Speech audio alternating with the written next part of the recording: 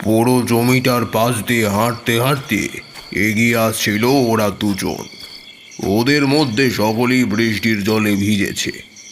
এখনো টিপ টিপ করে বৃষ্টি পড়ছে। এদিক ওদিক তাকিয়ে একবার দেখে নিয়ে তারপর আকাশের দিকে তাকিয়ে দেখছিল নিবারণ, আর বলছিল, আরে এখন দেখ, একটুও বৃষ্টি নেই। এতক্ষণ ধরেই আমরা শুধু শুধু বৃষ্টিতে ভিজে ভিজে এলাম। একটু দাঁড়িয়ে থাকলে কি হতো? আমার কথা তোরা শুনলি না? এতবার করে বললাম, এই তারপরেও পুরো জমির পাশ থেকে এলি। নিবারণ মিথ্যে কথা বলেনি। এতক্ষণ পর্যন্ত ওরা চারজন ছিল এই জমিটার কাছে।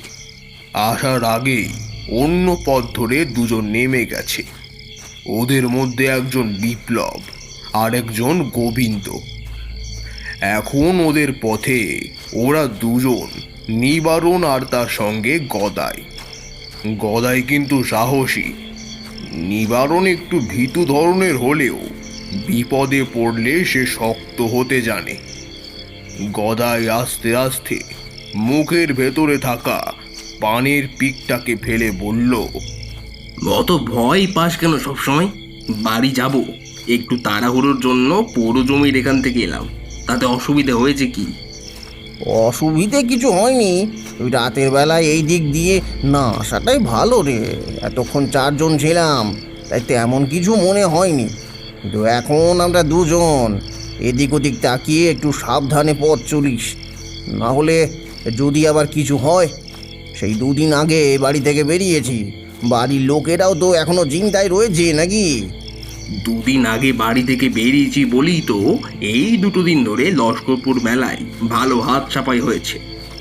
তুই, আমি, বিপ্লব, গোবিন্দ চারজন মিলে তো আর কম টাকা পয়সা জোগাড় করতে পারিনি। যা হয়েছে তাতে গোটা 1 মাস পায়ের উপর পা তুলে আমরা বসে খেতে পারবো। কথাটা গদাই মিথ্যে বলেনি।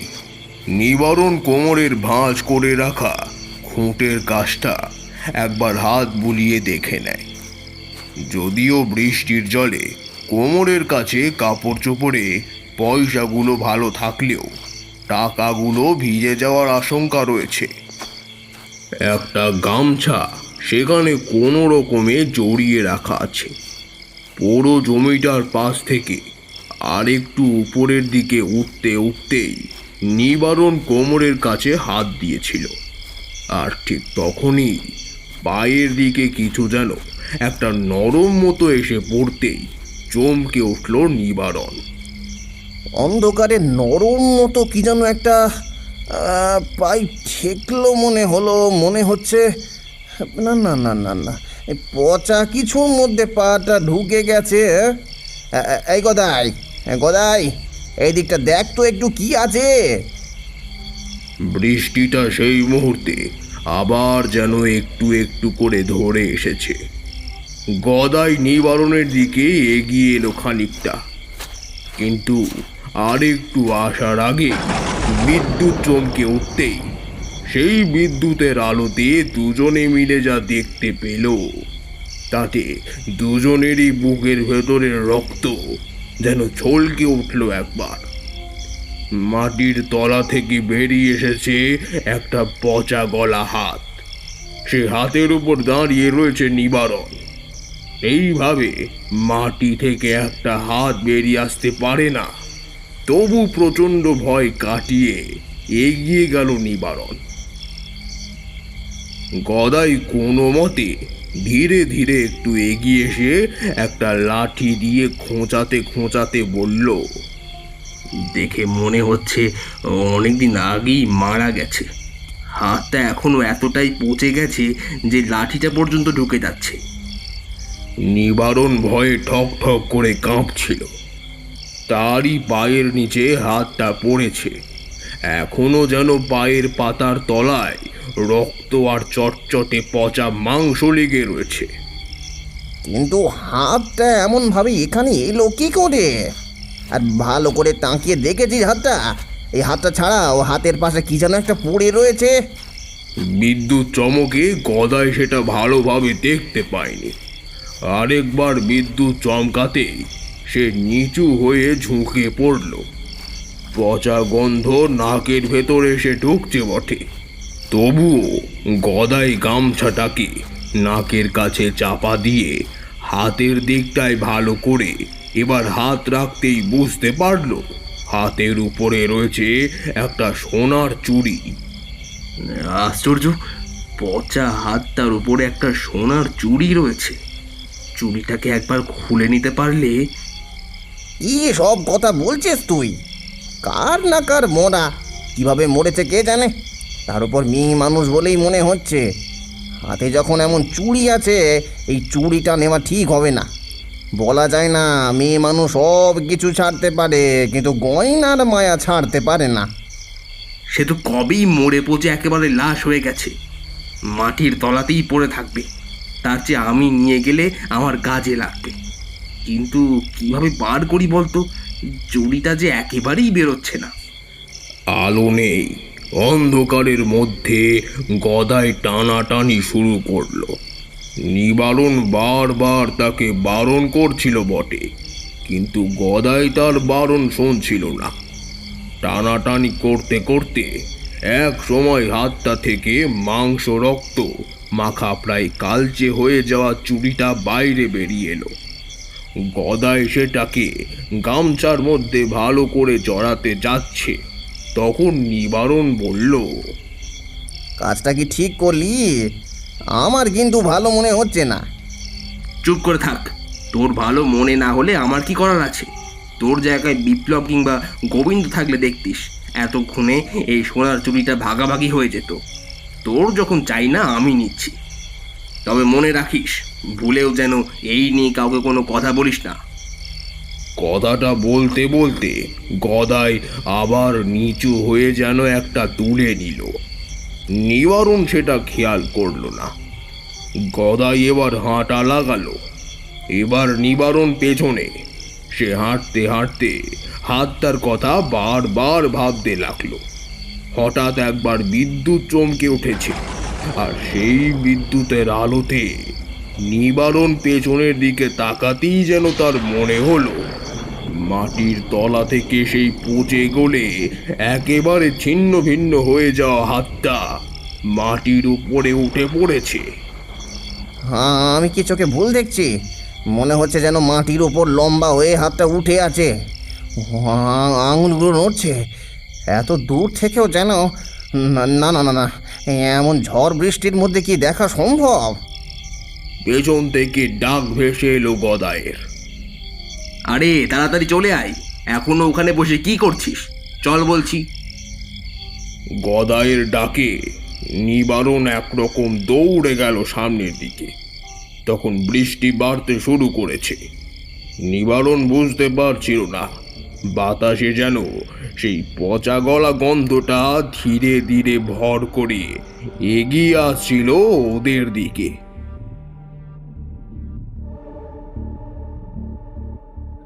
সব অশুভ শক্তি মানুষের চোখে ধরা দেয় না। কিছু শক্তি শুধু অপেক্ষা করে সঠিক সময়ের, সঠিক মানুষের, আর একটি ভুলের।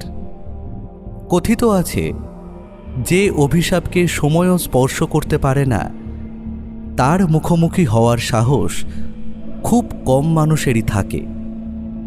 কিন্তু যখন সেই অশুভ শক্তির সামনে দাঁড়ান স্বয়ং তারানাথ তান্ত্রিক, তখন শুরু হয় এমন এক লড়াই যেখানে হার মানে শুধু মানুষ নয়, কেঁপে ওঠে অন্ধকারও।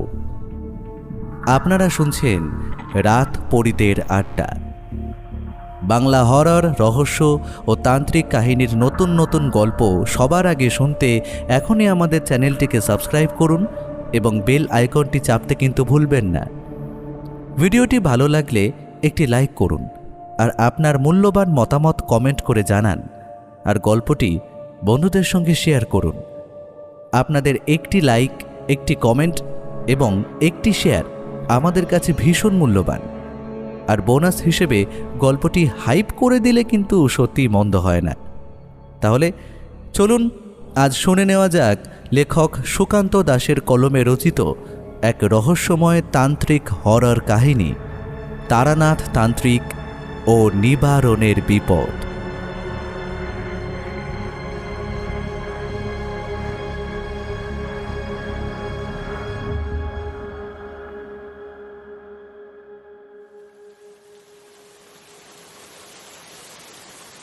পাশিংশো সিগারেটে একটা লম্বা টান দিয়ে তারানাথ তান্ত্রিক এবারে চুপ করল। তারপরে বলল, এবার বুঝতে পারলে তো তোমরা, অশুভ শক্তি, অশুভ আত্মারা মাঝে মাঝে এমন অনেক কারণে ফিরে আসে।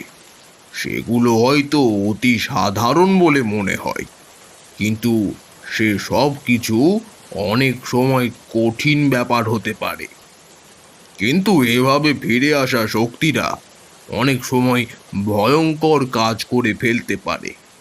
তার মানে আপনি বলতে চাইছেন প্রেতাত্মাদের ফিরে আসার পিছনে যেমন নির্দিষ্ট কারণ থাকতেই হয়, মাঝে মাঝে সেই কারণ অতি সূক্ষ্ম, অতি সাধারণও হতে পারে।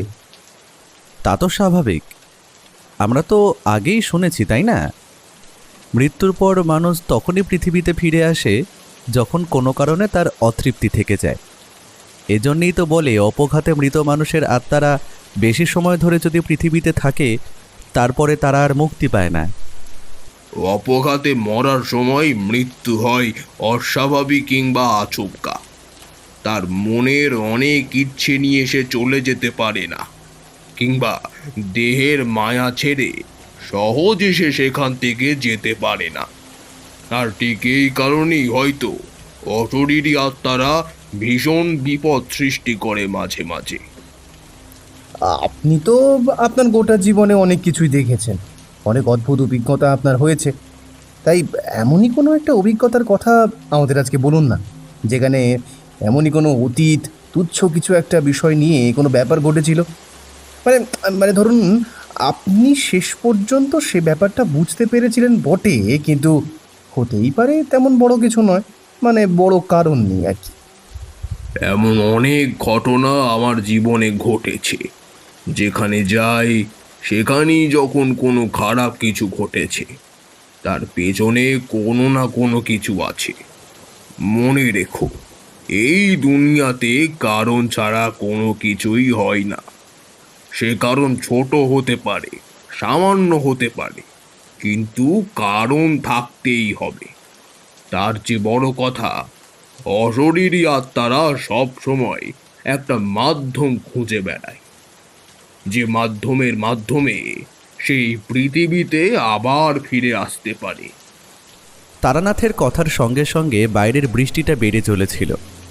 আমি আর কিশোরী আজ সকালে যখন মটলেনের কাছে এসে পৌঁছই, তখনই কিন্তু টিপটিপ করে বৃষ্টি নামতে শুরু করেছে। কী কারণে যেন আজ তেলে ভাজার দোকানটা খোলেনি। এখন মাসের প্রথম, আমাদের পকেট ভারী, তো তেলে ভাজা না পেয়ে আমরা গরম গরম জিলিপি আর তার সঙ্গে তারানাথের জন্য খানিকটা রাবড়ি নিয়ে এসেছি। তারানাথ বেশ খুশি হয়েছে রাবড়ি পেয়ে। রাবড়িটাকে তাকে আলাদা করে রাখতে বললাম। জিলিপিটা একটা রেকাবিতে করে নিয়ে এলো তারানাথ। আমরা একটু একটু করে তাতে কামড় দিচ্ছি, আর তার সঙ্গে এ কথা ও কথায় শেষে সেই অতৃপ্ত আত্মা এবং তার ফেলে যাওয়া কিছু জিনিসের মাধ্যমে এসব নিয়ে কথা হচ্ছিল। বৃষ্টিটা এমন সময় বেড়ে উঠতেই তারানাথ বলল, দিন কয়েক আগে আমার কাছে একজন এসেছিল। তার বাড়ি এখানে নয়, এখান থেকে অনেক দূরে। সে বলতে পারো আমাদের গ্রাম থেকে তাদের গ্রাম কাছাকাছি হবে। একটা ব্যাপার ঘটেছিল। তার নাম নিবারণ চক্রবর্তী। তার গ্রাম ধবলগুড়ি। তো সেই ধবলগুড়ি গ্রামে একবার একটা বিশেষ প্রয়োজনে আমাকে যেতে হয়েছিল, আর সেই প্রয়োজনের পেছনে ছিল এই নিবারণের হাত। নিবারণ কিছুদিন আগে আমার কাছে এসে সাক্ষাৎ করে গেছে। কলকাতায় কি একটা কাজে এসেছিল। বয়স বেড়েছে, মাথায় কাঁচা বাঁকা চুল দেখা দিয়েছে। যখন তার সঙ্গে আমার সাক্ষাৎ হয়, তখন তার বয়স ওই 30-এর ঘরে হবে হয়তো। সেই কথাটাই তোমাদের বলি। বসো, সিগারেটটা শেষ করিনি। তারানাথ পাসিং শোয়ে বড় বড় টান দিতে লাগলেন। আমাদের সামনে জিলিপি শেষ হয়ে এসেছিল। রেকাবিটা তুলে নিয়ে জানলা দিয়ে বাইরে হাত বাড়িয়ে পড়তে থাকা বৃষ্টির জলে হাত ধুয়ে নিয়ে গামছায় হাত মুছে তারানাথ যখন একেবারে গল্প বলতে শুরু করলেন, তখন ঝমঝম করে জোরে বৃষ্টি নেমেছে। তাকিয়ে দেখলাম আকাশটা বেশ কালো হয়ে এসেছে। এই বৃষ্টি এত সহজে থামবে বলে তো মনে হয় না। তখন বর্ষাকাল, মানে পুরোপুরিভাবে বর্ষাকাল তখনও শুরু হয়নি। বৈশাখ জ্যৈষ্ঠ এই 2 মাস নিয়ে হলো গ্রীষ্মকাল। জ্যৈষ্ঠ মাসের শেষের দিকে মাঝে মাঝে দেখবে সন্ধ্যের পরই বৃষ্টিপাত শুরু হয়। তখন বিকেল হতে না হতেই আকাশ কালো হয়ে যায়। তারপরে শুরু হয় মুষলধারে ঝড় বৃষ্টি, বিদ্যুৎ চমকানো সব কিছু। সেবারে আমাদের বাড়িতে কি এক উৎসব হয়েছিল। অর্থাৎ যতদূর মনে পড়ে সেই তোমাদের বলেছিলাম তো, আমাদের পরিবার ছিল অনেক বড়, যৌথ পরিবার। যথা জেঠিমা, গাথা কাকিমা সবাইকে নিয়ে আমাদের গোটা পরিবার। যখনকার কথা বলছি তখন বাড়িতে সবাই বেঁচে রয়েছে। ততদিনে ঠাকুরদা মারা গিয়েছে। আমাদের বাড়িতে তখন কোনো বিয়ের অনুষ্ঠান ছিল যতদূর মনে পড়ে। কারোর কাছে খবর পেয়ে আমি গ্রামে ফিরে এসেছিলাম। আমি কারোর কথা মনে রাখি না, সে তোমরা আমার দোষ গুণ যাই বলো না কেন। বাড়িতে আসার সময় বারবার মায়ের কথা মনে পড়ত। বাড়ি ফিরতেই কিন্তু মায়ের সঙ্গে সঙ্গে বাকি সকলেই বেশ খুশি হয়েছিল। দিন তিনেক বেশ ভালোভাবেই কাটলো। একদিন মা আমাকে ডেকে বলল, বাবা, আর না গেলে হয় না। এসব তো অনেক হলো। তোর ইচ্ছে হয়েছে, তুই বেরিয়েছিস, সাধু সন্ন্যাসী হয়েছিস, সে তো ভালো কথা, কিন্তু আমাদেরও তো দেখতে হবে। কতদিন এবার এমন করে থাকবো? এবার একটু সংসারে মন দে, একটা বিয়ে কর। এই একটা কারণেই আমি বাড়ি ফিরে আসতে চাই না। বাড়ি এলেই তোমরা একই কথা বলো, এসব হবে না। আমি দীক্ষা গ্রহণ করেছি, সাধনা করব, মাঝে মাঝে বাড়ি ফিরব। তবে তোমাদের তো সবই আছে, জমি জমা, এই সমস্ত কিছু নিয়েই তোমরা থাকো না। তাছাড়া সকলেই তো আছেন, তারাই কোনো একটা ব্যবস্থা করবে। আর জমি জমা সব কিছু ভাগ চাষে দিয়ে দাও, সেখান থেকে যা অর্থ আসবে তাতেই তোমাদের চলে যাবে। শেষের দিকে বাবার সঙ্গে এসব ব্যাপারে বড় একটা কথাবার্তা হতো না। তবুও মায়ের সঙ্গে আমার কথাবার্তা বোধহয় বাবাই শুনেছিলেন, কিংবা মাই বলেছিলেন। বাবা একদিন আমাকে ডেকে বললেন, আগে ছোট ছিলে, তাই তোমায় অনেক কিছু বলা যেত, কিন্তু এখন তো আর তা নয়। তোমার বয়স হয়েছে, ভালো মন্দ বুঝতে শিখেছ, যা ভালো বোঝো করো। কিন্তু মনে রেখো, শেষ বয়সে আমার কিংবা তোমার মায়ের অবলম্বন তুমি। সেটা যদি ভুলে গিয়ে থাকো। বাবার কথার উপর কথা বলতে পারি না কোনোদিন, সেজন্য সেইভাবে কিছুই বলতে পারলাম না। বাবা বোধহয় ব্যাপারটা বুঝতে পেরেছিলেন, তাই তিনি বললেন, ও আচ্ছা, তোমায় বলা হয়নি। আজ সকালে যখন তুমি বেরিয়েছিলে তখন 2 গ্রাম দূরে ধবলগুড়ি থেকে একজন তোমায় খুঁজতে এসেছিল। সে এই গ্রামেই আছে, তার নাম নিবারণ চক্রবর্তী। এই গ্রামে ওই যতীনদের বাড়িতে উঠেছে। তোমার সঙ্গে তার নাকি ভীষণ দরকার। তুমি একবার যতীনদের বাড়িতে যাও। গ্রামে ফিরে এলে নানা সময় নানা কাজে আমায় এদিক ওদিক ব্যস্ত হয়ে পড়তে হতো। ওষুধ মাদুলি এসব তো রয়েছে, তাছাড়া বাবা এবং বাড়ির লোকেদের সৌজন্যে আমার চর্চা আমার গ্রাম ছাড়িয়ে অনেক দূর পর্যন্ত পৌঁছেছিল। তাদের নানা রকম সমস্যা উপদ্রব নিয়ে তারা আমার কাছে আসতেন। মিথ্যে বলবো না, মাঝে মাঝে বিব্রত বোধ করলেও যতটা পারতাম তাদের সাহায্য করার চেষ্টা করতাম। কারণ বাবা বলতেন, তারানাথ, তুমি যেটুকু পেয়েছো তা কিন্তু সকলে পায় না। ওটুকু দিয়ে তুমি সবার সেবা করার চেষ্টা করবে। মনে রেখো, মানুষের সাহায্য করলে কখনো নিজের ক্ষতি হয় না, বরং কারোর ক্ষতি করার চেষ্টা করলেই তার ফল কিন্তু হবে মারাত্মক। তুমি যা শিখেছো তাই নিয়ে যদি তুমি বাড়িতে বসে কিছু একটা করতে চাও, তাতে আমার আপত্তি নেই। তবে যখনই সুযোগ পাবে সাহায্য করবে, কাউকে ফেরাবে না। বাবা এমনিতে বেশি কথা বলতেন না। ছোট থেকে বাবার কাছে বারান্দায় বসে গল্প শুনতাম। অদ্ভুত কিছু গল্প বাবার মুখে শুনেছিলাম কয়েকবার, তা তোমাদেরও বলেছিলাম। এমনকি ঠাকুরদার মুখেও গল্প শুনেছি।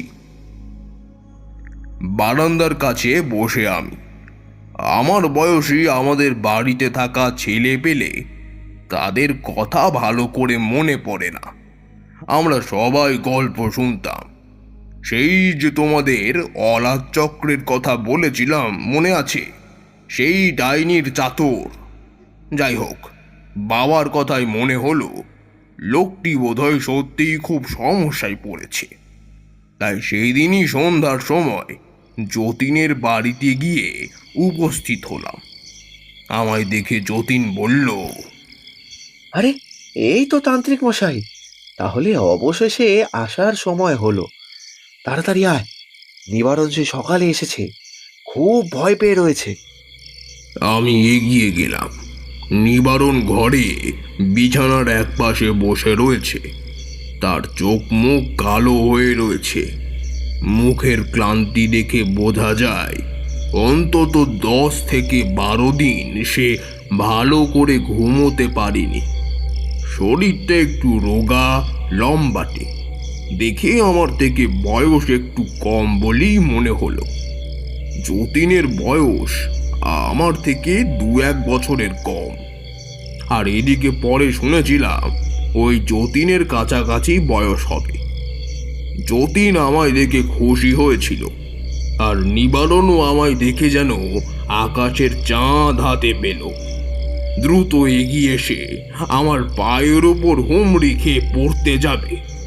আমি তাকে থামিয়ে দিয়ে বললাম, আরে কি করছো তুমি? আমার দিকে তুমি খুব একটা ছোট বলে মনে হয় না। এমন কাজ করো না। কি হয়েছে আমায় বলো। ভীষণ বিপদে পড়ে আপনার কাছে এসেছি। ভাগ্যিস যতীনের সঙ্গে আমার চেনা ছিল। আর যতীনের সঙ্গে যখন আমার সকালে দেখা হলো, তখনই সে আমায় বলল আপনার আসার কথা। তাই এখানে এলাম। আহা নিবারণ, ওসব কথা না বলে তুমি আসল কথাটা বলো। তারানাথ আমার নিজের লোক, সে আমার বন্ধুস্থানীয়। তুমি ওকে সব কথা খুলে বলো। আমায় যেমন বলতে চাইলে না, কিন্তু তাকে তো বলবে সব। এরপর নিবারণ আমায় সব কথা খুলে বলল। আর তার কথা শুনতে শুনতে আমি আশ্চর্য হয়ে গেলাম। এই লোকটি যে এখনো পাগল হয়ে যায়নি, কিংবা ভয়ে আতঙ্কে চিৎকার করছে না, সেটাই সব থেকে বড় কথা। কি এমন ঘটেছিল তার সাথে? এটাই তো আসল ব্যাপার। আর শেষ পর্যন্ত সে বেঁচে ছিল, সেটা বড় আশ্চর্যের ব্যাপার। তো যাই হোক, এরপর নিবারণ তার সমস্যার কথা যা বলল তাই বলছি। তখন সন্ধে হয়েছে, অন্ধকার নেমেছে বাইরে। নিবারণ তাড়াতাড়ি দুয়ারের দরজা জানলাগুলো বন্ধ করে ঘরের আলোটা বাড়িয়ে দিল। তারপর বলল, অন্ধকারে আমার ভয় হয়। অন্ধকারে আমি ভীষণই ভয় পাই। কখন কখন ওই হাতটা আবার চলে আসবে। ঠাকুরমশাই, ঠাকুরমশাই ক্ষমা করবেন, আমি পাগল নই। আমি যা বলবো তা সব সত্যি কথা। আজ থেকে প্রায় সপ্তাহখানেক আগে আমি, গদাই, বিপ্লব আর গোবিন্দ মিলে লস্করপুরের মেলায় গিয়েছিলাম। সেখানে কাজ সেরেই আমরা 2 দিন পরে ফিরে আসি সেখান থেকে। ফিরতে ফিরতে সন্ধে হয়ে যায়, কিন্তু আসার পথে বৃষ্টি নামায় দাঁড়িয়েছিলাম কিছুক্ষণ। তাতেই রাত হয়ে যায় এবং ফেরার পথে পোড়ো জমির পাশ থেকে আমরা ফিরছিলাম। গ্রামের লোকেরা পোড়ো জমির দিকে রাতের দিকে যায় না, কেউ যেতে চাইলেও বারণ করে। আমিও গদাইকে বারণ করেছিলাম, কিন্তু সে আমার কথা শুনলো না। তাড়াতাড়ি আসবে বলে সেখান থেকে আসতে চাইলো। আর ওইখানেই আমি দেখতে পেয়েছিলাম মাটির তলা থেকে বেরিয়ে রয়েছে ক্ষত বিক্ষত হতে থাকা একটা পচা গলা হাত। সেই হাতের মধ্যে ছিল একটা সোনার চুড়ি। আমার কথা না শুনেই গদাই সেই হাত থেকে চুড়িটাকে টেনে ছিঁড়ে বার করে নিল। আর তারপর পিছনের দিকে তাকাতেই আমার একবার মনে হয়েছিল যেন মাটির ওপর সেই হাতটা আস্তে আস্তে উঠে এসেছে। বড়ই অদ্ভুত ব্যাপার। মৃতদেহের হাত থেকে চুড়িটা যখন তোমরা খুলে নিয়েছো, তাহলে সেখানে আবার অপেক্ষা করলে কেন? ও অপেক্ষা করিনি, ফেরার পথে দেখেছিলাম, কিন্তু গদাই সেটা মোটেই ফেরত দিতে চাইল না। সেদিন কিন্তু কিছু হলো না। বাড়িতে ফিরে এলাম। রাতের বেলা বাড়িতে ফিরতেই দেখি আমার স্ত্রী জেগে রয়েছে। আগের দিনে ফেরার কথা, তবে এতটা সময় লেগেছে। তো এ কথা ও কথা বলতে বলতে তাকে বলেই ফেললাম। আমি বারণ করেছিলাম বুঝলে, কিন্তু আমার কথা কিছুতেই শুনলে না।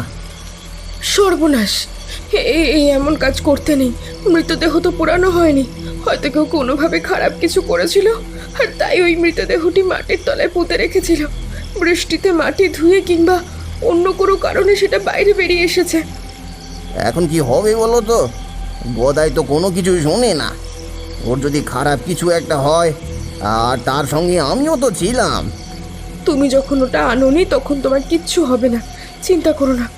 একবার কাল সকালে গদাইকে বলে দেখো, যদি সে ওটা কোথাও ফেলে দিয়ে আসে তাহলেই তো হলো, আর না হলে। আমার বউ বলার পর কিছুটা আশ্বস্ত হয়ে আমি সেদিনের মতো ঘুমিয়ে পড়লাম। পরদিন সকালবেলা যখন গদাইয়ের বাড়িতে গিয়েছি, তখন দেখি তার ঘরের দরজা বন্ধ ভিতর থেকে। ডাকাডাকি করার পরও যখন ঘরের দরজা খুলল, তখন দেখি ওর চোখ লাল হয়ে রয়েছে, যেন গোটা রাত সে ভালো করে ঘুমোতে পারেনি। আমায় দেখি সে চট করে আমার ঘরের ভেতর ডেকে নিল। ঘরের দরজা বন্ধ করে বিছানার ওপর আমায় বসতে দিয়ে সেই মৃতদেহ থেকে খুলে আনা চুড়িটা আমার হাতে দিল। বলল, যেভাবেই হোক এটা এটা আজকেই ওই পোড়ো জমির কাছে ফেলে দিয়ে আসতে হবে। আমার আর একটুও সাহস নেই এটা দিয়ে আসার মতো। নিবারণ, তুই কাউকে বলিস না, এটা তুই নিয়ে চলে যা। সময় করে এটা এটা দিয়ে চলে আসিস। কেন, কি হয়েছে? মনে হলো দিনের বেলাতেও ঘরের আধো অন্ধকারের মধ্যে গদাইয়ের চোখটা ভয়ে আতঙ্কে যেন কেমন হয়ে গেল। আমার দিকে তাকিয়ে গদাই ফিস ফিস করে যা বলল, তা মোটামুটি শুনেই আমি প্রায় চমকে উঠলাম। গদাই বলল, কাল রাতে ওটা নিয়ে যখন আমি বাড়ি ফিরে চলে এলাম, তখন তো রাত হয়ে গেছে, বাইরে বৃষ্টি পড়ছে। বৃষ্টির জলে চুড়িটাকে ধুয়ে নিয়ে তারপর ঘরের মধ্যে এসেছি। টাকা পয়সাগুলো গুনেই হিসাব করে তারপর ওই কাঠের বাক্সটার মধ্যে তুলে রাখতে যাব, এমন সময় মনে হলো ঘরের ভেতরে কে যেন হাঁটছে। সঙ্গে সঙ্গে মুখটা তুলে তাকাতেই মনে হলো বাক্সটার ওপাশ থেকে কেউ যেন ঝুঁকে আমার দিকে তাকিয়ে দাঁড়িয়ে রয়েছে, আর তার মুখটা একদম বাক্সের উপরে, আমার মুখের সোজাসুজি। তার চোখের মনি বলে কিছুই ছিল না, কালো অন্ধকার, আর তার মধ্যে থেকে যেন কিলবিল করে বেরিয়ে আসছে কিছু একটা। মুখের মুখের দাঁতগুলো এলোমেলো, সেই গোটা মুখে জল কাদা ভরা, যেন টপ টপ করে বাক্সর উপর এসে পড়ছে। বিভৎস সেই মুখে চামড়া মাংস সব এলোমেলো হয়ে রয়েছে। ঘরের মধ্যে একটা বাজে গন্ধ ভরে গেছে। মুহূর্তের জন্য দেখতে পেলাম, তারপরেই আলোটা কোনো রকমে হাতে তুলতেই দেখলাম না, ঘরের মধ্যে কোথাও কিছু নেই। তারপর নিজেই বললাম, না, অনেক কাজকর্ম হয়েছে, 2 দিন ঘুম নেই, ঠিক মতো খাওয়া নেই, শরীর বোধহয় ভালো নেই। অল্প কিছু খেয়ে এখন শুয়ে পড়ি, কাল সকালে দেখা যাবে। তারপর গুড়মুড়ি খেয়ে কোনো রকমে পেটটাকে ঠান্ডা করে বিছানায় শুয়ে পড়লাম। ঘরে জানলাটা খোলাই ছিল, দরজা বন্ধ করে দিয়েছিলাম। খালি গায়ে বিছানায় শুয়ে পড়ার সঙ্গে সঙ্গে যেন গভীর ঘুম নেমে এলো চোখে। জানলা দিয়ে ঠান্ডা বাতাস এসে ঘরে ঢুকতে শুরু করলো। কতক্ষণ ঘুমিয়েছিলাম মনে নেই, বেশ কিছুক্ষণ হবে, কারণ ঘুমিয়ে ঘুমিয়ে কি এক স্বপ্ন দেখতে শুরু করেছিলাম মনে হয়। হঠাৎ মনে হলো আমার আমার পায়ের কাছটা ভীষণ ঠান্ডা লাগছে, জলের মতো কিছু একটা পায়ের কাছে এসে পড়েছে। আর তার সঙ্গে সঙ্গে যেন প্রচণ্ড চাপ অনুভব করলাম দুটো পায়ের উপরে। আর সঙ্গে সঙ্গে চোখ খুলে তাকাতেই দেখি আমার শরীরটা যেন বিছানা থেকে নিচের দিকে নেমে যাচ্ছে। ঘরের মধ্যে হ্যারিকেন জ্বলছিল, এখন সেটা নিভে গেছে। পায়ের দিকে তাকাতেই মনে হলো ছায়া মতো কি একটা আমার দুটো পা চিপে ধরে আমায় টানতে টানতে বিছানা থেকে নিচের দিকে নামিয়ে নিয়ে যাচ্ছে। বুকের ভেতরটা যেন ভয়ে আতঙ্কে পাথরের মতো হয়ে গেল এক মুহূর্তের জন্য। ততক্ষণ সে আমাকে টানতে টানতে বিছানা থেকে খানিকটা নামিয়ে ফেলেছে। আমি উঠে যে কিছু বলতে যাব সেটা পারলাম না। তার আগেই যেন মনে হলো ঘরের ভেতরে সেই পচা গন্ধটা যেন আমার নাক টিপে ধরছে। বিশ্বাস করবি না যেন আমি কিছুই বলতে পারছি না। বিছানা থেকে আমার কাঁধের কাছ পর্যন্ত তখন নেমে গেছে। আর দেখতে পেলাম দরজার কাছে দাঁড়িয়ে রয়েছে একটা মেয়ে। ঘরের দরজা খোলা, তার গোটা শরীরে কাদা জল, ছেঁড়া কাপড়, এই সব কিছু ছড়িয়ে ছিটিয়ে মিশে রয়েছে যেন। অনেক দিনের একটা মেয়ে মানুষের মৃতদেহের কাপড় জড়িয়ে মাটির তলায় রাখলে যেমন হয়, ঠিক ঠিক তেমনটাই হয়ে যাচ্ছে। সেই কালো অন্ধকারের মধ্যে কালো দুটো দৃষ্টি যেন আমার দিকে তাকিয়ে রয়েছে আর আর বলছে, কেন নিয়ে এলি? ওটা ফিরিয়ে দে বলছি। সঙ্গে সঙ্গে সেই মেয়েটা আমার দুটো পা ধরে এবার বারান্দার কাছে নিয়ে গিয়ে ফেলল। দরজার চৌকাঠের মুখে আমার মাথায় প্রচণ্ড ধাক্কা লাগলো। আমি প্রায় চিৎকার করে উঠে বললাম, আমায় ছেড়ে দে, তোর হাতের ওই চুড়িটা নিয়ে এসেছি তো, ওটা আমি ফিরিয়ে দেব, আমায় ছেড়ে দে। এরপরে সেই আত্মাটা কি বলল আমি বুঝতে পারলাম না। তার সেই বীভৎস হাতটা আমার গোটা শরীরে ঘুরতে লাগলো, গলার কাছ পর্যন্ত এসে যেন থমকে গেল। তার শরীর থেকে পচা রক্ত কাদা যেন আমার গায়ে টপ টপ করে এসে পড়তে লাগলো। রাতটা কিভাবে কাটিয়েছি তুই জানিস না। একসময় মনে হলো সে কোথাও নেই। তাড়াতাড়ি উঠে ঘরের ভেতরে এসে দরজা বন্ধ করে ভয়ে ঠক ঠক করে কাঁপতে লাগলাম। ভোরের আলো ফুটতে না ফুটতেই ডোবাতে গিয়ে ডুব দিয়ে এসেছি। গোটা শরীর থেকে যেন এখন ওই রাতের গন্ধটা যায়নি। আর ঘুমোতে পারছিলাম না। ভোরবেলা একটু ঘুমিয়ে পড়েছি। ভাই, তুই এইটা নিয়ে যা, আমার কথা শোন, এটা যেভাবে হোক ওইখানে রেখে আসবি। গদাই এমনি এমনি ভয় পাওয়ার মানুষ নয়। গদাই যে এত ভয় পাবে তা আমি বুঝতে পারিনি। তার দেওয়া সেই সোনার চুড়িটা আমি হাতে নিলাম। কাল রাতে ভালো করে বুঝতে পারিনি, কিন্তু তখন বুঝতে পারলাম চুড়িটা বেশ ভারী আর বেশ মোটা, পুরনো আমলে সোনার কাজ করা চুড়ি। এমন চুড়ি মেয়ে মানুষেরা দু হাতে দুটো পরতো। তারপর কি হলো?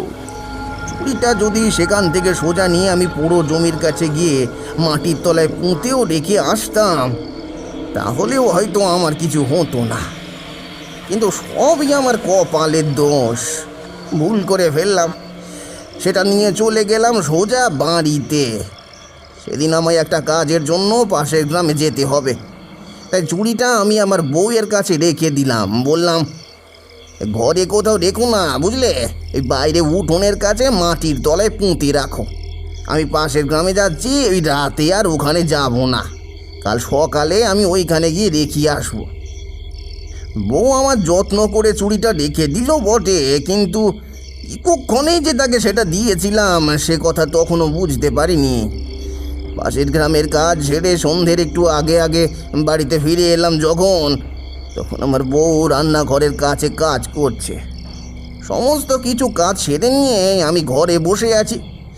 রাতে খাওয়া দাওয়া সব কিছুই ঠিক মতন করলাম, কিন্তু অনেক রাতে হঠাৎ করে ঘুমটা ভেঙে গেল। সেটাই যে নিবারণের ভুল ছিল তা সেই মুহূর্তে আমিও ধরতে পেরেছিলাম, কিন্তু নিবারণ স্বাভাবিক সরল মনে সে কথা তখনও বুঝে উঠতে পারেনি। স্ত্রী লোকেরা সোনার গয়না পেলে এত সহজে তা নিজের থেকে আলাদা করতে পারে না, সে কথাটা তার বোঝা উচিত ছিল। নিবারণের স্ত্রী যদি সেটা বাড়ির বাইরে কোথাও বা উঠোনের মধ্যে পুঁতেও রাখত, তাহলে হয়তো এত কিছু হতো না। যাই হোক, এরপর নিবারণ যা বলল, অনেক রাতে ঘুম ভাঙতেই দেখি আমার বউ বিছানার উপর উঠে বসে আছে।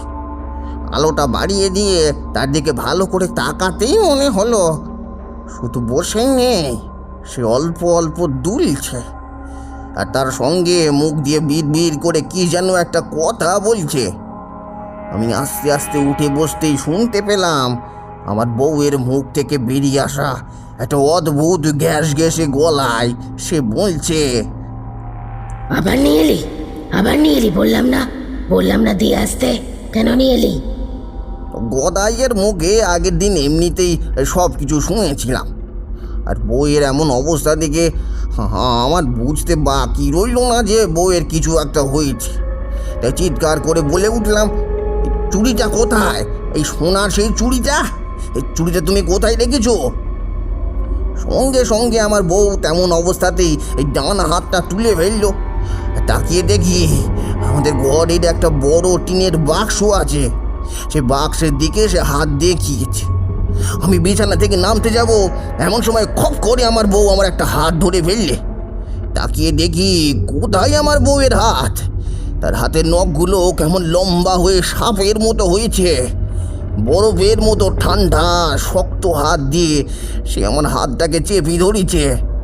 আমি কিছু বলার আগেই সে আমার মুখের দিকে তাকাতে দেখতে পেলাম মুখটা আমার বউয়ের মতোই আছে, কিন্তু চোখ দুটো যেন কালো অন্ধকারের মতো জ্বলছে। সে কেমন গর্জন করে উঠে দাঁতে দাঁত চেপে বললে, তখন কিছু বলিনি, আবার নিয়ে এলি, ছাড়বো না। এত লোভ কিসের তোদের? এত লোভ কিসের আমার এই সোনার চুরিটার ওপর? বউয়ের একটা হ্যাঁচকা টানে আমি বিছানা থেকে ছিটকে পড়লাম নিচে। আমার বউয়ের গায়ে অত জোর হতে পারে না ঠাকুর মশাই। আর তারপরে আমায় অবাক করে দিয়ে সে ছুটে গেল বাইরের দিকে। আমি কি করব বুঝতে পারছিলাম না, বাইরে ছুটে যাব না ট্রাঙ্কের মধ্যে সেই চুড়িটাকে খুঁজবো। বাইরে যখন ছুটে এলাম তখন ঝমঝম করে বৃষ্টি পড়ছে। উঠোনের মধ্যে থেকে ভেসে আসছে একটা অদ্ভুত খলখলে হাসি, আর তারপরে যেন মাটির উপরে কিছু একটা বারবার পড়ার মতো শব্দ শুনতে পেলাম। বিদ্যুৎ চমকে উঠতে উঠোনের কাছে দাঁড়িয়ে যা দেখতে পেলাম তা আমি আর কোনোদিন দেখতে চাই না ঠাকুর মশাই। দেখতে পেলাম বাড়ির উঠোনের ঠিক মাঝখানে আমার বউয়ের শরীরটাকে দুটো হাতে যেন কেউ জাপটে ধরেছে, আর তারপর তার মাথাটাকে ঠিক জামা কাপড়ের আছাড় মারার মতো করে মাটির উপরে আছাড় মারছে। আমার বউয়ের যেন কোনো সাড়া নেই, তার মাথা ফেটে রক্ত পড়ছে, আর সেই অবস্থাতেই কালো দুটো চোখ এসে আমার দিকে তাকিয়ে খিলখিল করে হাসছে। সহ্য করতে পারলাম না, জ্ঞান হারিয়ে ফেললাম ঠাকুর মশাই। তারপর যখন উঠলাম তখন দেখি উঠোনের মধ্যে আমার বউ মরে পড়ে আছে। একটানা এতগুলো কথা বলে নিবারণ চুপ করলো। পরে জানতে পেরেছিলাম পরদিন সকালেই সে গদাইয়ের বাড়িতে ফিরে গিয়ে দেখতে পেয়েছিল গদাইও মারা পড়েছে। গদাইয়ের মৃতদেহটা তার বাড়ির উঠোনের এক পাশে ছিল। গাছের ওপর থেকে একটা দড়িতে তার গলার ওপর ফাঁস জড়িয়ে কে যেন তাকে গাছ থেকে ঝুলিয়ে রেখেছিল। অথচ অদ্ভুত ব্যাপার হলো, একেবারে হাঁটু পর্যন্ত ঝুলে গেছিল মাটিতে, অর্থাৎ মাটির উপর পা রেখেই সে মরেছিল। কিন্তু গদাইয়ের মৃত্যু হলো কেন? মানে নিবারণ তো সেই সোনার চুড়িটা তার ঘরে নিয়ে এসেছিল, আর তার বউ লোভ করেছিল বলে সে মরেছে। তাহলে এত অবধি তোমরা যা যা শুনলে তার সমস্ত কিছু হলো নিবারণের মুখে শোনা। নিবারণের সঙ্গে এই সমস্ত ঘটনা ঘটে গেছে 3-4 দিন আগে, কিন্তু এর পরেও প্রত্যেক দিন রাতের বেলা তার ঘরে সেই বীভৎস প্রেত মূর্তিকে দেখতে পাই, এবং সে তাকে বলে, ফিরিয়ে দিয়ে আয় বলছি, নইলে নইলে তোকেও কিন্তু মারবো। ফিরিয়ে দিয়ে আয়। নিবারণ কথা শেষ করে হাত জোর করে আমার দিকে তাকিয়ে বলল, কিছু মনে করবেন না ঠাকুর মশাই, আমার বউ মরেছে, গদাই মারা গেছে, কিন্তু এই সব কথা আমি কাউকে বলতে পারিনি। সোনার সেই চুড়িটাকে তারপরেই আমি সেই মাটির তলায় ঠিক সেই জায়গায় আশেপাশে কোথাও পুঁতে রেখেই এসেছিলাম। জায়গাটা চিনতে পেরেছিলাম কিনা মনে নেই, তবে পুঁতে রেখে এসেছিলাম। এবার আপনি বলুন, সোনার চুড়ি তো আমি ফিরিয়ে দিয়ে এসেছি, তাহলে তাহলে এমন কেন হচ্ছে? ব্যাপারটা বোঝার জন্য আমায় ওখানে একবার যেতে হবে যতীন। নিবারণ, আমার মনে হচ্ছে কিছু একটা ব্যাপার রয়েছে। যদি সে তোমায় মারতে চাইতো তাহলে কিন্তু আগেই মারতে পারতো। বারবার তোমার ঘরে এসে তোমায় দেখা দিয়ে চলে যাচ্ছে, এর মানে সে তোমার ক্ষতি করতে চায় না, সে শুধু তোমায় দিয়ে কিছু একটা করাতে চায়। সোনার চুড়ি তো ফিরিয়ে দিয়েছে নিবারণ, তাহলে আবার এসব হচ্ছে কেন? মাঝে মাঝে অশরীরী আত্মা অনেক সামান্য কারণের জন্য এমন কিছু করে থাকে যা তোমরা বুঝতে পারবে না। হতে পারে তেমন কিছু হয়েছে, নিবারণ তাকে ভয় পাচ্ছে, তাই সে তার সঙ্গে কথা বলতে পারছে না। একবার আমায় নিবারণের বাড়িতে যেতে হবে, তাহলেই হয়তো আমি এই সমস্যার সমাধান করতে পারবো। আজ তো আর হবে না, আজকে রাতটা এখানেই থাকুক নিবারণ, কাল সকালে তার গ্রামের বাড়িতে যাব আমরা। বাইরে বৃষ্টি বাড়তে শুরু করেছিল। নিবারণের কথা শুনে সত্যি কেমন অবাক হচ্ছিলাম। চোখের সামনে সে তার স্ত্রীকে অমন বীভৎসভাবে মরতে দেখেছে, এমনকি গদাইকেও তার বাড়িতে অমন মর্মান্তিকভাবে মৃত দেখতে হয়েছে, কিন্তু সে নিজে মারা যায়নি, আর বারবার তার ঘরে সেই প্রেত মূর্তি আসছে। এমন বীভৎস অবস্থার মধ্যে থাকলে যে কেউ মানসিকভাবে বিপর্যস্ত হয়ে পড়ত, কিন্তু নিবারণ যে শক্ত ছিল তা তার শক্ত মনের পরিচয় দেয়। অথচ তারানাথ কথায় কথায় বলেছিল নিবারণ একটু ভীত ধরনের, তবে বিপদের মুহূর্তে নিবারণ শক্ত হয়ে পড়েছিল। এটাই বোধহয় আমাদের চারিত্রিক বৈশিষ্ট্যের উদাহরণ দেয়। মাঝে মাঝে অনেক সময় আমাদের চরিত্র হঠাৎ করেই বদলে যেতে পারে। কিশোরী কোনো প্রশ্ন করল না। আমি বললাম, পরদিন সকালেই তাহলে আপনি আর যতীন নিবারণকে নিয়ে তার গ্রাম ধবলগুড়িতে পৌঁছলেন, তাই তো? পরদিন সকাল থেকেই বৃষ্টি। কি করব, যতীনকে বলে গরুর গাড়ির ব্যবস্থা করে ধবলগুড়ি পর্যন্ত আমরা পৌঁছলাম। গরুর গাড়ি আমাদের রেখে চলে গেল। তখন দুপুরবেলা একবার নিবারণের বাড়িটা আর তার সঙ্গে একবার গদাইয়ের বাড়িটা ঘুরে এলাম।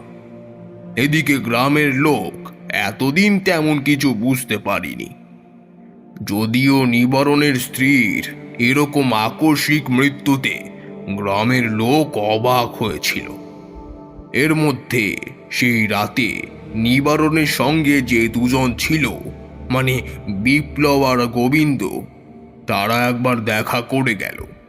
এমন কিছু কথাবার্তা হলো না বটে, তবে বুঝতে পারলাম নিবারণ এই সমস্ত ব্যাপারে কাউকে কোনো কিছু বলতে চায় না।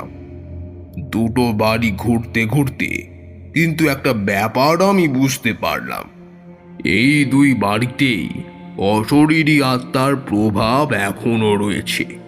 কিন্তু গদাই মারা যাওয়ার পর তো এই বাড়িতে তার থাকার কথা নয়। নিবারণের বাড়িতেই বা সে আছে কেন? এই কেনর উত্তর পেয়েছিলাম অনেক পরে। সন্ধ্যের একটু আগে বৃষ্টি কমে গেল। আমি নিবারণকে বলে যতীনকে নিয়ে তিনজনে মিলে সেই পুরো জমিটার কাছে গিয়ে পৌঁছলাম।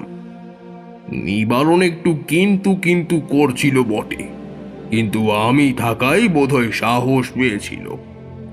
জায়গাটা গ্রামের একদম শেষের দিকে। এদিক ওদিক যেদিকেই তাকাও কোনো জনবসতি কেউ নেই, ফাঁকা জমি। সে জমিতে ঘাসের চিহ্ন মাত্র নেই। কোনো এক সময় কিভাবে যেন ওই মাঠে বাজ পড়ে গোটা জমির অবস্থা এমন হয়ে গেছে।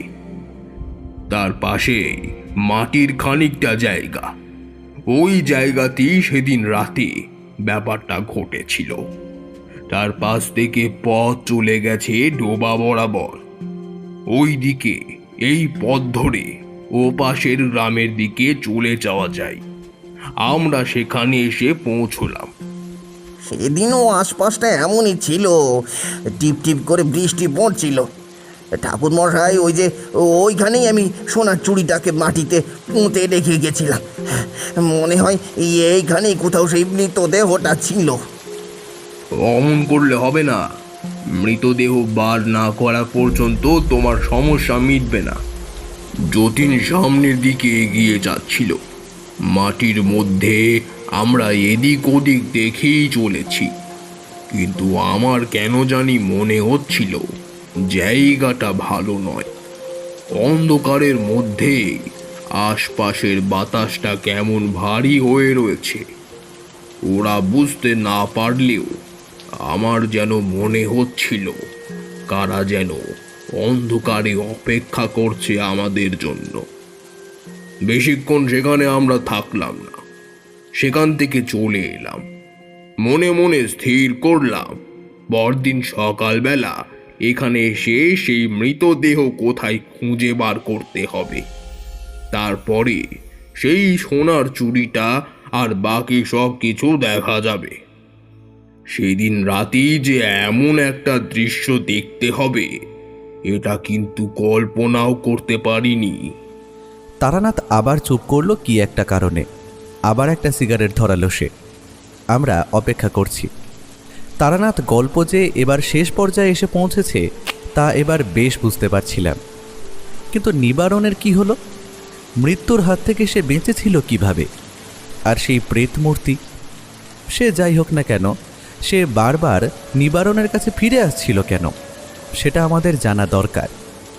কিছুক্ষণ একভাবে সিগারেট টেনে নিয়ে তারানাথ আবার বলতে শুরু করলো যখন, তখন কিন্তু বাইরে ঝমঝমিয়ে হয়ে চলা বৃষ্টিটা একটু একটু করে কমতে শুরু করেছে। কিশোরী আর আমি একবার মুখ চাওয়াচাওয়ি করে নিলাম, অর্থাৎ বৃষ্টি কমলেই আমাদের বেরিয়ে পড়তে হবে। আকাশের যা অবস্থা, বেশিক্ষণ অপেক্ষা করা যাবে না। নিবারণ আর যতীনকে নিয়ে সেদিনের মতো বাড়ি ফিরে এলাম।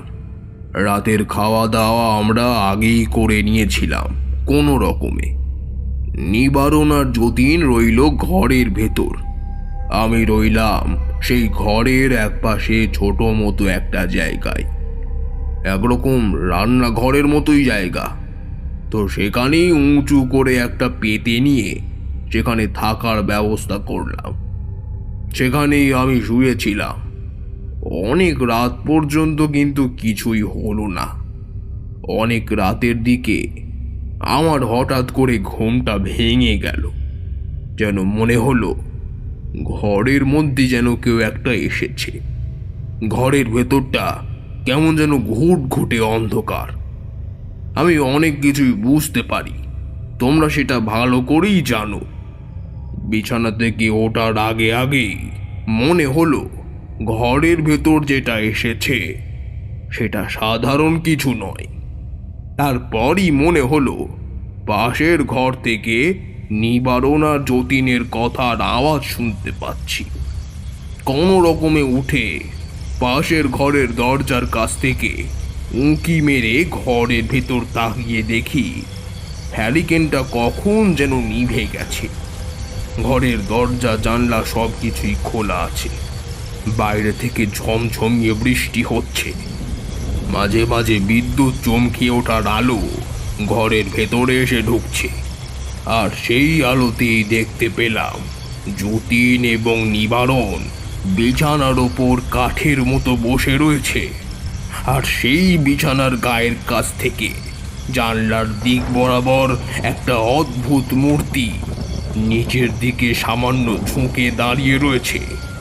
তার গা থেকে টপ টপ করে পড়ছে কাদা জল, কালো কালো রক্তের ফোঁটা। আমাকে সে দেখতে পায়নি, বলল, আবার অন্য কাউকে নিয়ে এসেছিস? তুই কি ভেবেছিস ওকে নিয়ে আসলে তোকে আমি ছেড়ে দেব? কিছুতেই ছাড়বো না। আমার জিনিস আগে ফেরত দিয়ে আসতে হবে। নিবারণ ভয়ে কাঠ, তার মুখে কোনো কথা নেই। যতীন পর্যন্ত বিছানার একপাশে প্রায় পাথরের মতো হয়ে বসে আছে। মুহূর্তের মধ্যে বুঝতে পারলাম এতদিন ধরে কেন নিবারণ কোনো কিছুই বুঝে উঠতে পারেনি।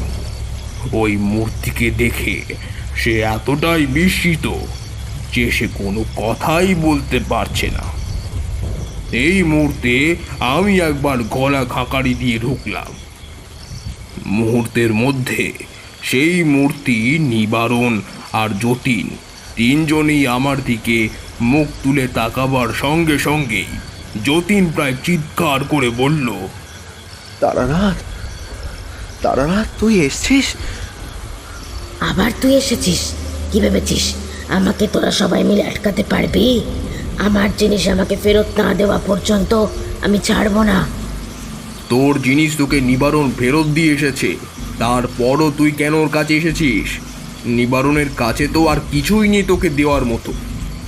আমার জিনিস ওরা এখনো ফেরত দিয়ে আসেনি। ওরা আমার কাছ থেকে যা যা এনেছিল তার সব কিছু এখনো ফেরত যায়নি বলেই তো আমি আবার এসেছি। যদি ফেরত দিত তাহলে আমার আসার কি দরকার ছিল? এমনিতেই ওই মাটির তলায় এতদিন ধরে থাকতে থাকতে আমার খুব কষ্ট হয়। এইবার তার কথা শুনে আমি অবাক হয়ে গেলাম।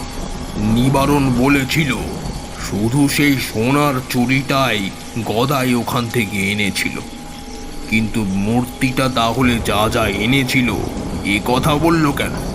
বললাম, কিন্তু নিবারণ তো বলেছিল গদাই ওখান থেকে শুধুমাত্র সোনার চুড়ি নিয়ে এসেছিল। তাহলে গদাই সে আমার কাছ থেকে শুধু চুড়ি আনেনি, তার সঙ্গে অন্য কিছু এনেছিল। তার জন্যই তো আমি এখান থেকে যেতে পারিনি এখনো। সেটা এখনো এখানেই আছে, গদাইয়ের কাছে। নিবারণ ছাড়া যে কেউ ওটা ফেরত দিতে পারবে না। এ কথা শুনে কিন্তু আমি অবাক হয়ে গেলাম। নিবারণ তাহলে ভুল কথা বলেছে। সোনার চুড়ি ছাড়া তাহলে আরও কি আছে গদাইয়ের বাড়িতে? সে কথা জিজ্ঞাসা করতেই যাব, তার আগেই একটা কাণ্ড ঘটে গেল। নিবারণ বিছানা থেকে নেমেই আমার দিকে ছুটে এগিয়ে আসতে চেয়েছিল। এমন সময় সেই মূর্তিটা ঝাঁপিয়ে এলো তার দিকে। নিবারণের গলাটা সে দু হাতে চেপে ধরে মাটি থেকে শূন্যে তুলে ফেলেছে। তার পা তখন মাটি স্পর্শ করতে পারছে না। নিবারণের মুখ থেকে গোঙানির মতো শব্দ বেরিয়ে আসছে। যতীন ভয়ে পাথরের মতো হয়ে গেছে। আমি বললাম, নিবারণকে তুমি ছেড়ে দাও, সে তোমার সঙ্গে শুধু ভুল কিছু করেনি। সোনার চুরি সে এখানে আনেনি। আর যার কথা তুমি বলছো সে কথা নিবারণ নিজেও জানে না। মূর্তিটা নিবারণকে ঝুঁড়ে ফেলে দিল ঘরের মধ্যে। আমি চাইলেই কোনো একটা মন্ত্র উচ্চারণ করে তাকে সেখান থেকে সরিয়ে ফেলতে পারতাম, কিন্তু সেটা করলাম না। তাকে তাড়ানোর থেকেও বেশি দরকার তার মুক্তির ব্যবস্থা করা। এখান থেকে আমি চলে গেলে আবার সে ফিরে আসতে পারে। তাই বললাম, তোমার আসলে কি চাই তুমি বলো। নিবারণ ভয় পেয়েছিল, তাই সে তোমার কোনো কথাই বুঝতে পারেনি। এইবার তুমি আমাকে সব কথা বলতে পারো। দেখতে পেলাম চোখের সামনেই সেই বীভৎস মূর্তিটার ওপরে যেন রক্ত, মাংস আর কাপড়ের টুকরো সব কিছু লাগতে শুরু করলো। সেই বৃষ্টির মধ্যে অন্ধকার ঘরের মধ্যে আমাদের সামনে দাঁড়িয়ে রয়েছে এক নারী মূর্তি, আর তাকে দেখতে পেয়ে এবার নিবারণ বলে উঠল, তুমি তো আমাদের গ্রামের মোড়ল মশাইয়ের পুত্রবধূ। তুমি তো একদিন বাপের বাড়িতে গিয়ে আর ফিরে আসোনি। ওরা মিথ্যে কথা বলেছিল। ওরা আমায় খুন করেছিল। আমার বাপের বাড়ির সম্পত্তি হস্তগত করতে চেয়েছিল। মোড়ল তার ছেলের আবার বিয়ে দেবে বলে ঠিক করেছিল। কিন্তু সব কিছু আমি শুনতে পেয়ে প্রতিবাদ করি। তাই রাতের অন্ধকারে আমাকে খুন করে ফেলে। আমার হাতে সোনার আংটি, চুড়ি সব কিছু হাতে রেখেই আমার দেহটা ওই পুরো জমির কাছে মাটির তলায় পুঁতে দিয়েছিল। সেই রাতে শেয়ালে আমার হাতটা টেনে বার করেছিল খাবে বলে, কিন্তু সেই সময় নিবারণ আর গদাই সেখানে পৌঁছয়। আমি ভেবেছিলাম ওরা সব কিছু বুঝতে পারবে। আমার মৃতদেহ উদ্ধার করলেই গ্রামের লোকরা বুঝতে পারবে মোড়ল মিথ্যে বলছে।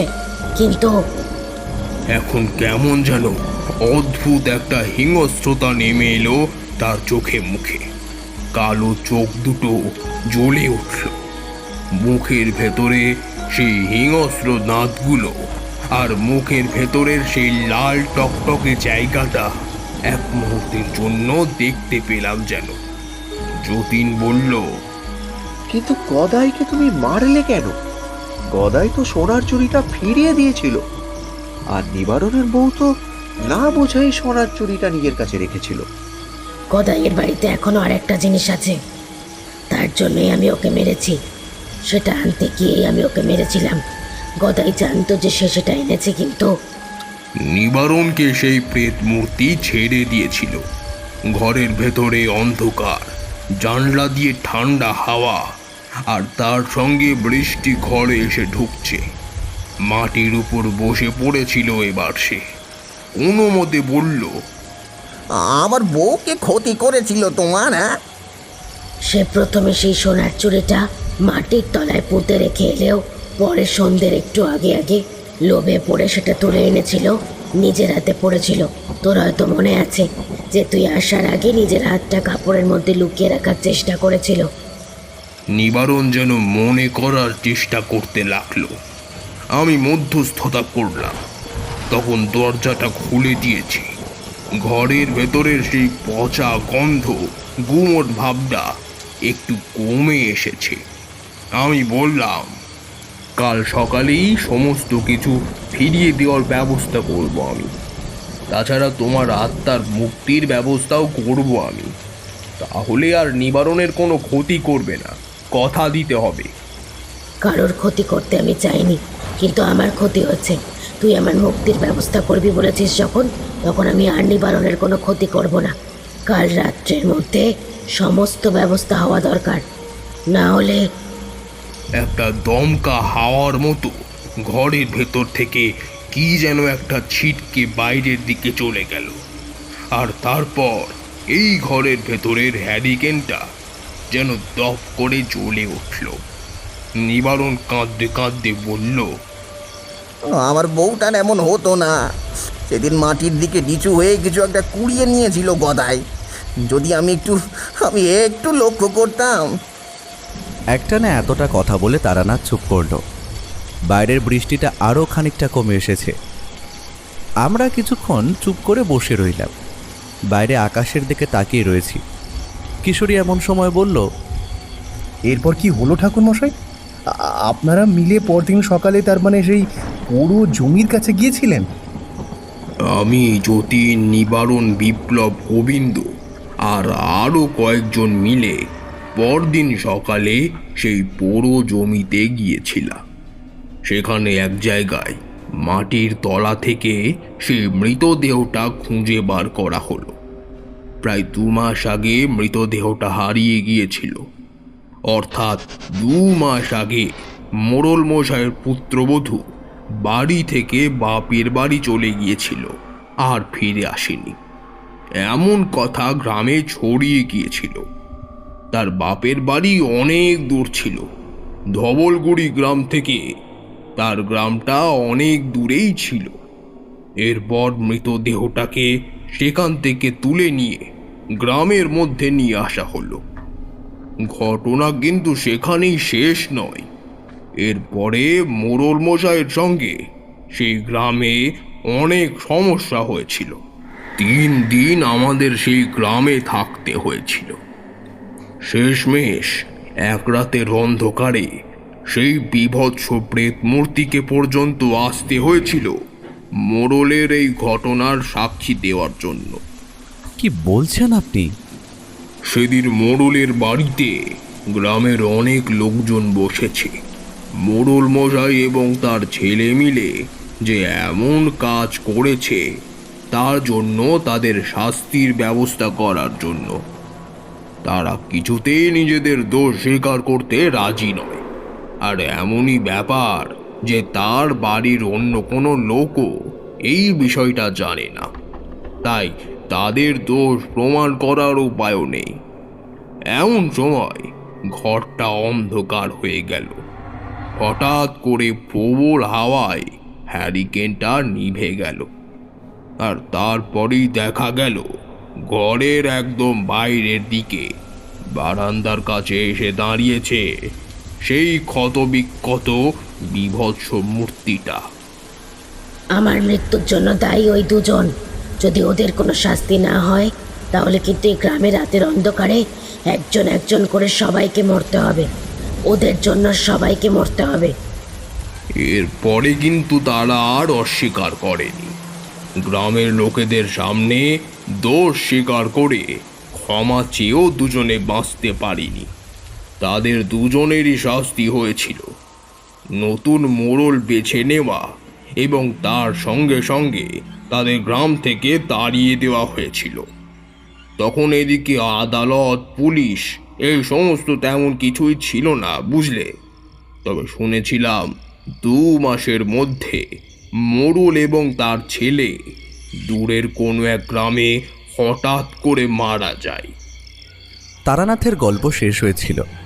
আমরা উঠি উঠি করছি এমন সময় কিশোরী বলল, নিবারণ আর গদায় যেদিন সেই পোড়ো জমির কাছ থেকে কি যেন নিয়ে এসেছিল, সেদিন হাতির চুড়ি ছাড়া আর কি এনেছিল?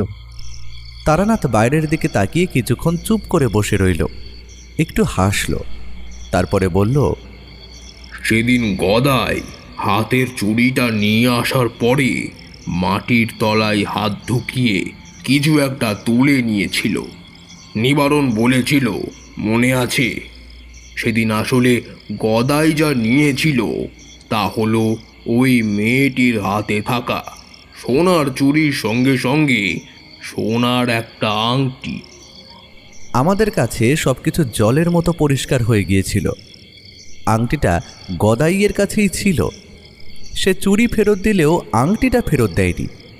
বোধহয় সে বুঝতে পারেনি ওই আংটিটা আসলে ওই প্রেত মূর্তিরই হবে, আর তার জন্যেই তাকেও মরতে হয়েছিল। তবে এরপর সব কিছু ঠিক হয়ে গেছিল। আমি বললাম, এরপরে কি আর সেই প্রেত মূর্তিকে নিবারণ দেখতে পেয়েছিল? আর একবার সে নিবারণকে দেখা দিয়েছিল, তবে আগের মতো ভয়ঙ্কর মূর্তিতে নয়। সেই মৃতদেহটা আমরা গ্রামের শ্মশানে অনেক কষ্টে পুড়িয়ে দেওয়ার ব্যবস্থা করেছিলাম। এবার দেখা দিয়েছিল সেই মেয়েটি। চোখে জল নিয়ে এসে নিবারণের কাছে দুঃখ প্রকাশ করেছিল, বারবার তাকে বিব্রত করার জন্য। তবে আমি বুঝতে পেরেছিলাম নিবারণকে সে শুধু মারতে চায়নি, শুধু বিব্রত করেছিল। কারণ ভুল করেছিল গদাই এবং তার স্ত্রী। তবে নিবারণের সাহায্যে সে মুক্তি পেতে চেয়েছিল। তাই বললাম, মাঝে মাঝে অশরীরী আত্মারা সামান্য জিনিসের জন্য এমন অনেক কিছুই করে থাকতে পারে। আমরা উঠে পড়লাম। বৃষ্টি কমে এসেছিল। এবারে আমাদের বাড়িতে ফেরা দরকার। আকাশে এখনও কালো মেঘ রয়েছে, না জানি কখন আবার বৃষ্টির মধ্যে পড়তে হবে।